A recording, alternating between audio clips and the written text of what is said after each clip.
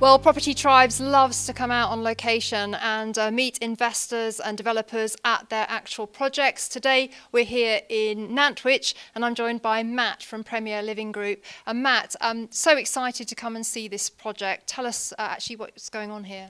Firstly, thanks for coming out. Massively exciting project for us. As you can see, it's quite the beast.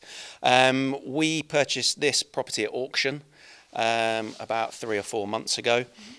It's as quite an iconic building in the area. It's got quite a large history. A number of the residents who live around here may actually have been born here, so it was actually part of the hospital at some point. It's also been a school. It's also been a boys' home, and most recently it's been NHS offices. Our planning was with the purchase, which was great, is to turn it into 14 high-end apartments, and we will be hoping to get that done this side of Christmas. Fantastic. And as you mentioned, it is an iconic building and it's quite a considerable scale. We'll put some shots in so you get an idea of the scale of what's going on here. But Matt, for landlords starting out, they're not going to jump straight into a project of this scale. How did you start up and how did you gradually build up to something of what we see here today? Well, this is probably about 4.5 years in the making. Our first project was a terraced house in Crewe that was in a pretty bad way, so we stripped that back to brick, renovated that, rented it out as an HMO. From there, we built a portfolio of high-end HMOs to enable us to have the cash flow for myself and my business partner to work full-time in the business. And then from there, we've concentrated in the last couple of years on more sort of development projects or commercial to residential projects. And again, starting small and working our way up. So our first major development was extending a building and turning it into from 5 apartments into 8 apartments. So there's probably been about 8 different stages to get to a project of this size. But it's got to a point now where we walk into this something of this size and we're not overawed by it. It's just it's another project and it's just an extension of what we've been doing really. So it should be fine. I mean, you've talked a little bit about how you've gradually built up your experience. What other elements help you take those jumps? Because to me, jumping up to something like this, even from what you were doing previously, is quite a big jump. What's helped you to grow? I think there's a number of different things that have helped us to grow. I think as you work through different projects, you start with working with different people. Mm-hmm. Working on any project, as anyone watching this will understand, you need a good builder in place, you need a good contractor in place. Working on smaller projects enables you to sort of test people out, if you like. And then we, over the last few projects, have just moved a team across. Mm-hmm. So that makes it a lot easier than coming onto a project like this and then having to choose a contractor from scratch.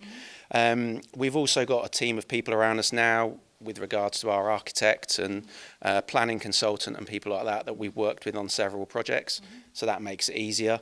And also just the fact of we're more of a company now as well. Yep. So particularly with our HMO portfolio, it's very time consuming to manage an HMO portfolio, even though some people say it's a cash machine and that's all you've got to do. That's not really the reality. Mm-hmm. So we've now got systems in place and staff in place to deal with that, to enable us to concentrate on the development side of things.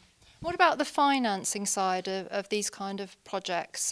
Clearly you've already got lender relationships and broker relationships. Are they intrinsic to helping you grow? Absolutely. And that's been one of the biggest things for us. So we used to do it on an ad hoc basis almost. So the house that I talked about earlier, we'd buy it, we'd do it up, and then we'd try and get a mortgage on it.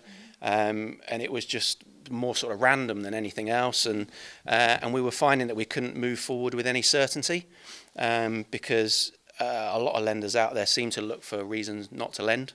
Mm-hmm. So it was causing us issues when we then wanted to pull the cash out and move on to the next project. So since we've moved to using a professional broker, it's really enabled us to go through the gears and up our game. Currently at the moment we've got, I think we've got 5 things going through our broker. and previously the way we were doing it, that just would have been unmanageable. So we work with a good broker. They communicate everything to us as and when things are updated. And when you're dealing with that many projects, that's what you need, really. And also, we're here today actually doing a bit of filming for Shawbrook Bank. Yep. They've been an important part of your growth as well, haven't they? Absolutely. So we met Shawbrook, I think about a year and a half ago, something like that. It came off the back of some funding falling through with another lender. That was off the back of on one of our HMOs. We had it under a lease option agreement. And then when it got to the final hurdle of getting the mortgage signed off, unfortunately the lender didn't decide or decided they couldn't understand what that was. They didn't have that knowledge. So therefore we sat down with Shawbrook. They understand what professional investors do. They understand the requirements of professional investors. And what really impressed us is when they came to meet us, they wanted to understand the business first. They wanted to understand us. They wanted to understand what we were doing. Rather than, as I said, where we were previously, where we were sending something forward and it was essentially a tick box. Yeah. If you don't tick the boxes, then you go in the bin. Shawbrook have worked with us on smaller projects and have really supported us to move to the position we're in today when we're stood in a building like this, and we're just about to start developing it. So it's been a major thing for us to move forward. I mean, clearly there are challenges and changes in the market. If we could just touch on the HMO side of things, because you've got a lot of experience in that strategy.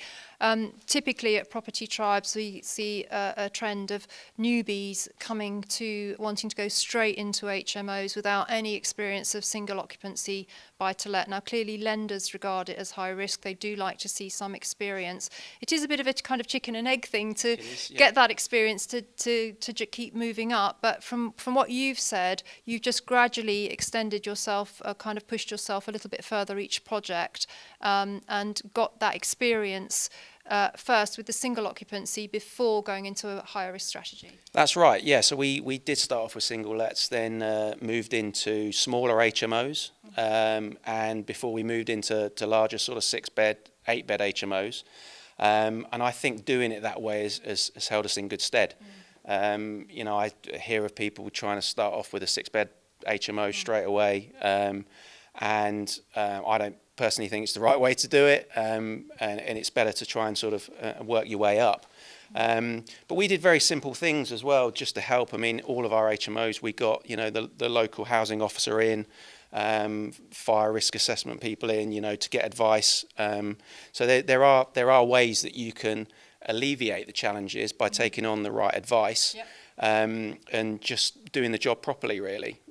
So yeah, I think it's about there is a bit of chicken and egg, because you know, people want to have a go as well, and you want to get started. So, but yeah, I think start small and work your way up has worked well for us. Very, very true. Just to close this out, then, where do you see the main opportunity in the current market conditions, and do you think that you know, in order to grow, sometimes you have to take even that slightly bigger leap that you might be a bit nervous of? Yeah, well, I think it's always a balance, isn't it? So it's the old adage, if you're not, you know, frightened a little bit, then you're probably not pushing yourself enough. So a project like this could be viewed as that, but again, because we've got the experience, then we think it's more than capable of carrying it out. I think the opportunities in property are still enormous. I said we've really started to concentrate more on the build to rent side of things. So we hold on to everything that we build, and that's obviously becoming more popular because of the increases in stamp duty when you're buying places, etc. So it makes commercial sense, if you can, to find projects like this, particularly a commercial building, and convert it into residential, and then obviously get the ongoing income from it from there. So that's what we're really concentrating on moving forward.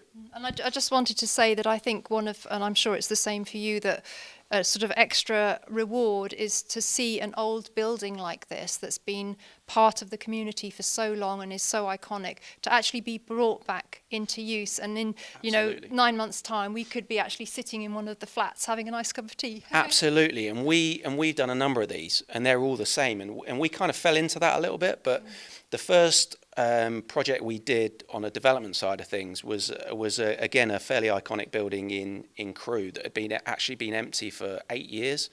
It had become a scene of antisocial behaviour. I mean, it had been boarded up, but people kept breaking in, and one of the things that we just didn't expect was about 6 months into the project, people were actually coming on site and thanking us, and the locals were really excited and really wanted to see what was going on, and that was something that we hadn't even thought of. So, and we've seen that across the board. I mean, we've also developed a couple of empty shops and things like that, and brought them back to life. So. As I said, that's something that we didn't expect, but it's very rewarding to see what the community think. And our brand is Premier Living, and we think that sort of extends to the community as well, you know, when you're doing projects like this and bringing it back in. So yeah, it'd be great if you come back in 9 months, and we should be sat in someone's lounge by then. So that would be great. Fantastic. Well, Matt, I've got to say it's been such a pleasure to come and see this project. We want to thank Shawbrook Bank for assisting us coming up here today. We're doing a case study which we'll be also posting onto Property Tribes in due course. Matt, thank you so much for being part of Property Tribes TV. No problem. Thanks for coming.